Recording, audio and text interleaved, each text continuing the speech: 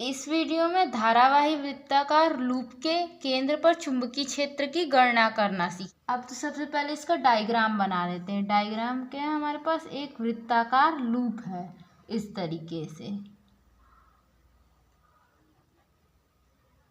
जिसमें क्या है धारावाही मतलब इसके अंदर इसमें धारा का प्रवाह हो रहा है। ये मान लो धारा की जो डायरेक्शन है वो क्या है, क्लॉकवाइज यानी कि दक्षिणावर्त है। ये आई धारा इस तरीके से इस लूप में बह रही है और इस लूप का सेंटर जो है हमारा वो पॉइंट ओ है। जो इस धारावाही वृत्ताकार लूप है इसका केंद्र ओ पे चुंबकीय क्षेत्र की गणना करनी है। तो यहाँ पर पहले इसको लिख लेते हैं। मान लो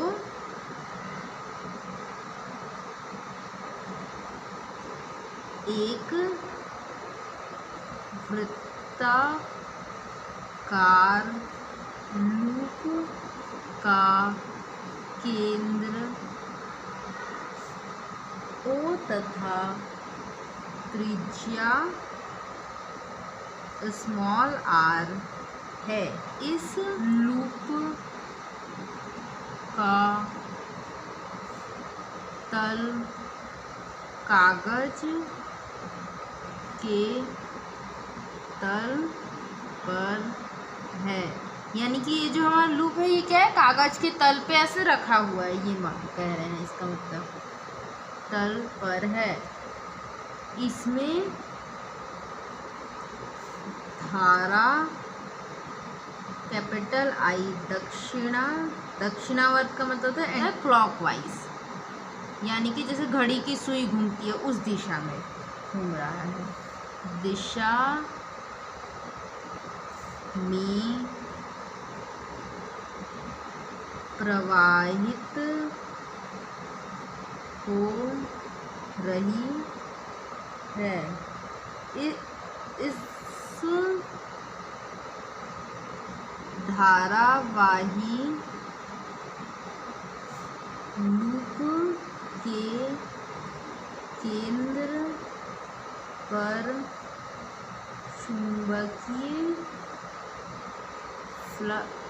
चुंबकीय क्षेत्र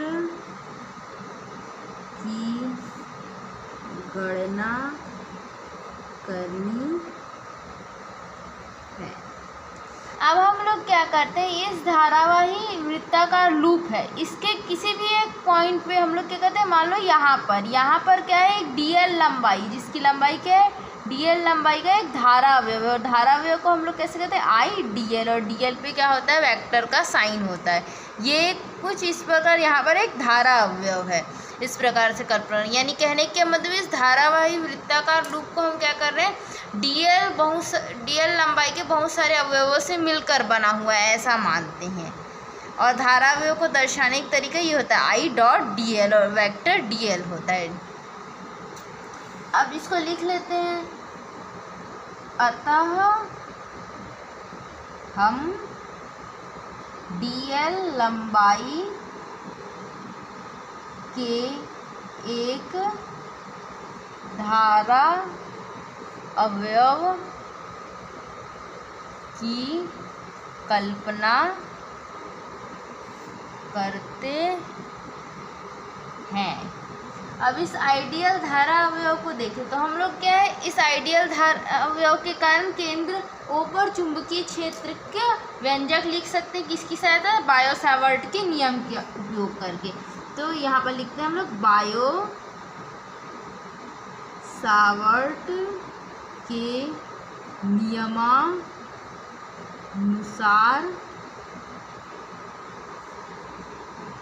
धारावाही वृत्ताकार लूप के केंद्र पर धारा अवयव के कारण चुंबकीय क्षेत्र, क्योंकि हम लोग स्मॉल धारावयव की बात कर रहे हैं इसलिए क्या लिखेंगे, इसको dB लिखेंगे। तो ये क्या हो जाता है हमारे पास μ0/4 pi I dl by r square और ये साइन थीटा। आर स्क्वायर क्या बता रहा है, इन दोनों जो धारावयव है और जिस बिंदु पे हमको चुंबकीय क्षेत्र निकालना है उन दोनों के बीच की दूरी है। साइन थीटा क्या है, थीटा कौन सा एंगल होता था, जो हमारा धारावयव का अगर हम अक्ष ड्रॉ करें, यानी कि यहाँ पर जो है इस धारावाही लूप से स्पर्श करती हुई एक रेखा खींचे तो वो कुछ इस प्रकार से खींची जाएगी। और ये क्या है, अगर हम लोग के इस धारावयव को इस बिंदु से मिला देते हैं तो जो हमारे पास जो ये एंगल बनता था ये क्या था, थीटा एंगल था। और उस थीटा एंगल का साइन अगर हम लोग लेते हैं ज्या तो वो क्या होता था, साइन थीटा था। ये आई जो है इसमें बहने वाली धारा और डीएल जो था हमारा धारावयव था। और म्यू नॉट बाय 4 पाई एक नियतांक होता था, जहाँ म्यू नॉट क्या है, निर्वात की चुंबकशीलता है। ये हम लोग बायो सावर्ट के नियम में पढ़े थे। अब इसको हम लोग दे देते हैं समीकरण नंबर 1। यहाँ पर जो हम लोग इसको वेक्टर डीएल ना लगा के केवल डीएल भी लिख सकते हैं, क्योंकि हम लोग यहाँ के केवल परिमाण की बात करें, दिशा की बात जो है बाद में करेंगे। तो ये लिखा गया हमारा चुंबकीय क्षेत्र डीएल अवयव के कारण। करते हैं यहाँ हम लोग क्या देख सकते हैं, जो धारा अवयव है और धारा अवयव को उस बिंदु जिस पे हमको चुंबकीय क्षेत्र निकालना है उससे मिलाने वाली रेखा के बीच का कोण क्या बन रहा है, यहाँ पर 90 अंश का बन रहा है, यानी थीटा क्या है, 90 अंश है। और जो त्रिकोणमिति के सूत्र से हम जानते हैं जो ट्रिग्नोमेट्री टेबल में बनाते थे हम लोग, कैसे जो त्रिकोणमिति का जो टेबल बनता है उसमें जब हम लोग सूत्र लिखते हैं तो साइन 90 का मान क्या होता है ये देख लेते हैं। साइन 90 जो हमारे पास होता है उसका मान होता है 1 के बराबर, यानी कि यहाँ पर जो साइन थीटा है हमारा वो किसके बराबर, साइन 90 के बराबर। यानी थीटा जो यहाँ 90 डिग्री है तो साइन 90 लिख सकते, साइन 90 क्या होता है, 1 होता है। तो समीकरण 1 में क्या करते हैं, ये मान रख देते हैं। समीकरण 1 में साइन थीटा का मान रखने पर, यानी थीटा बराबर 90 डिग्री रखने पर, यहाँ लिख भी देते हैं थीटा बराबर हम क्या है कि 90 डिग्री रख रहे हैं, तो क्या मिलेगा हमको, चुंबकीय क्षेत्र dB बराबर mu naught by 4 pi I D L by r square. 1 से इंटू करेंगे तो 1 ही मिल जाएगा। तो ये हमारे पास चुंबकीय क्षेत्र आ गया। इसको दे देते हैं समीकरण नंबर 2। अब अगर हम लोग जो है दाएं हाथ का नियम के बारे में अगर जानते हैं तो दाएं हाथ के नियम से अगर हम लोग यहाँ पर देखें तो जो दिशा हो रही है किसकी, धारा की दिशा। धारा की दिशा क्या है, अगर हम लोग अपने अंगूठे को जो धारा की दिशा में रख लें तो क्या हो जाएगा, जो अगर हम लोग उंगली को जिस तरफ घुमाना पड़ रहा है वो किसकी दिशा होती है, चुंबकीय क्षेत्र की दिशा होती है। अगर हम लोग इसको ऐसे घुमाए तो हम लोगों को, अगर हम लोग इधर धारा की दिशा में हम लोग अंगूठे को रखते हैं तो उंगली किस तरफ घुमाना पड़ रहा है हमको, नीचे की ओर, यानी कि जो इसकी दिशा होगी चुंबकीय क्षेत्र की बिंदु ओ पे वो क्या होगी, तल के लंबवत नीचे की ओर होगी। या और नीचे की ओर के लिए चुंबकीय क्षेत्र को हम लोग क्रॉस करके दर्शाते हैं, ऐसे इस तरीके से हम लोग अंदर की ओर को दर्शाया जाता है। तो यहाँ पर लिख देते हैं इसको, दाएं हाथ के नियमानुसार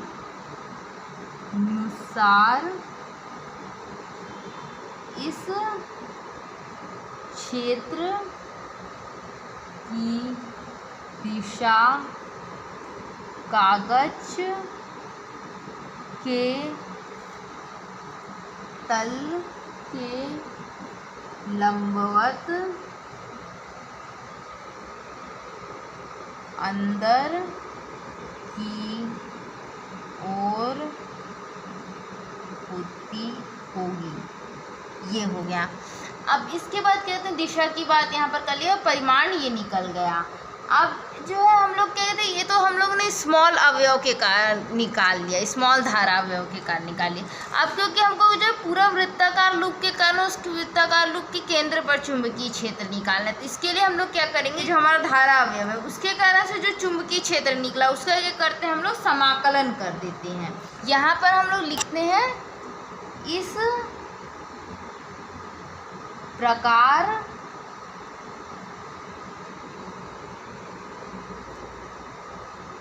धारावाही लूप के कारण बिंदु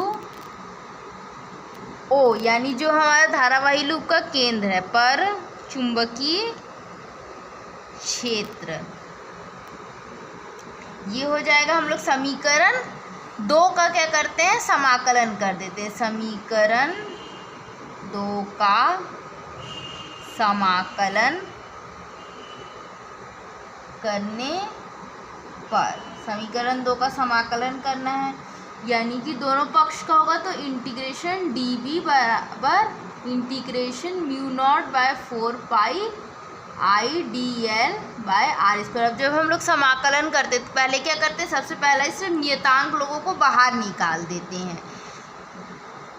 तो जैसे हम लोग नियतांक इसमें क्या देख सकते हैं, जो डी वाला पार्ट है वो क्या है, हमारा चर राशि है। चर जो है अंदर रहेगा और अचर यानी नियतांक लोग बाहर निकल जाएंगे। तो यहाँ हम लोग देख सकते हैं mu naught 4 pi I r square, इतना क्या है, नियत है, तो ये बाहर निकल जाएगा, बाकी सब अंदर रहेगा समाकलन की। इधर कुछ भी जो है नियत नहीं, तो ये पूरा अंदर ही रहेगा। तो इसको अगला स्टेप लिख लेते हैं।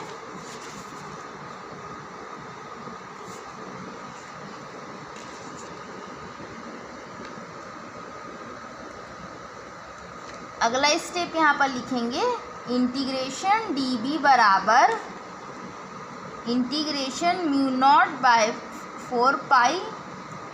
अच्छा, इसको हम लोग बाहर निकाल देते हैं ना, ये नियतांक है तो नियतांक बाहर निकल जाएगा, mu naught by 4 pi I r square.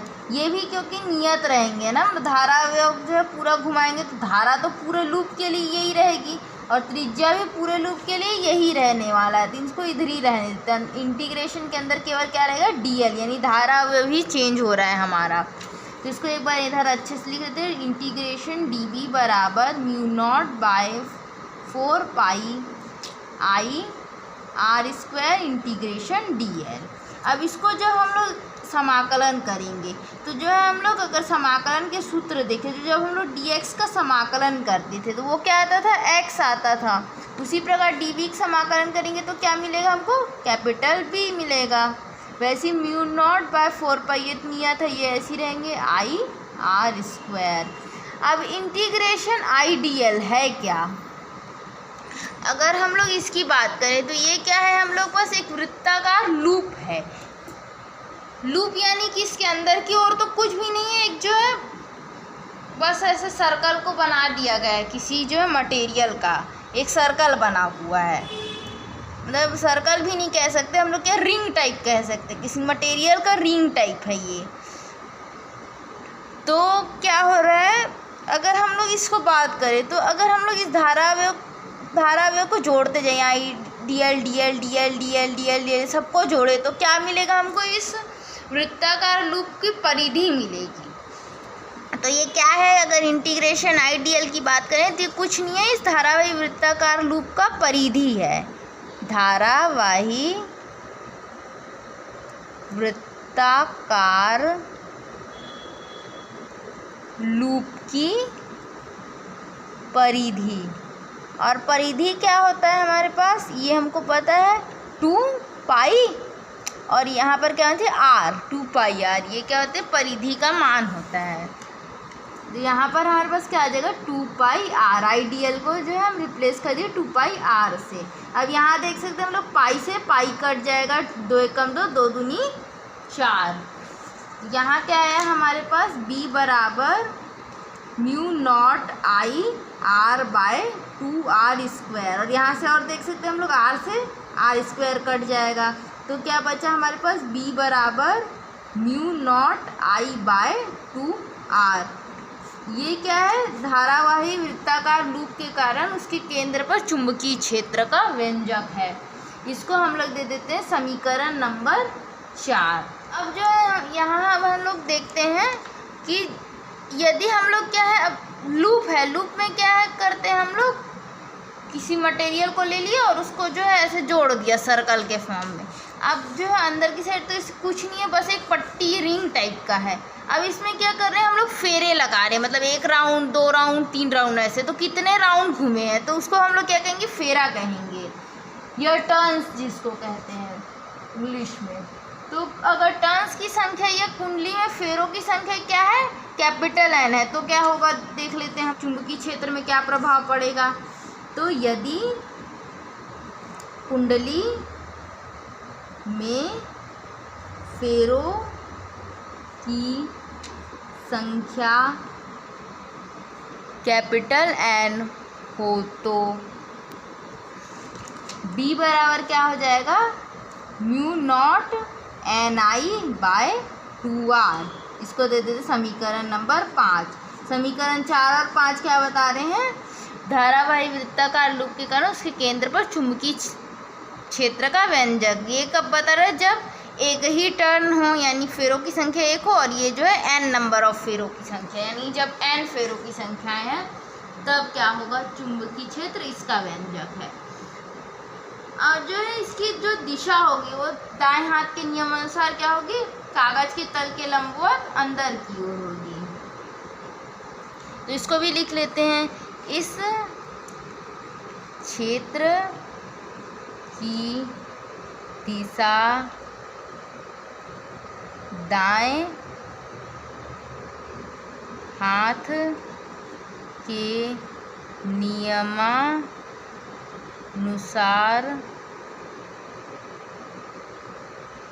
कागज के तल के लंबवत अंदर की ओर होगी।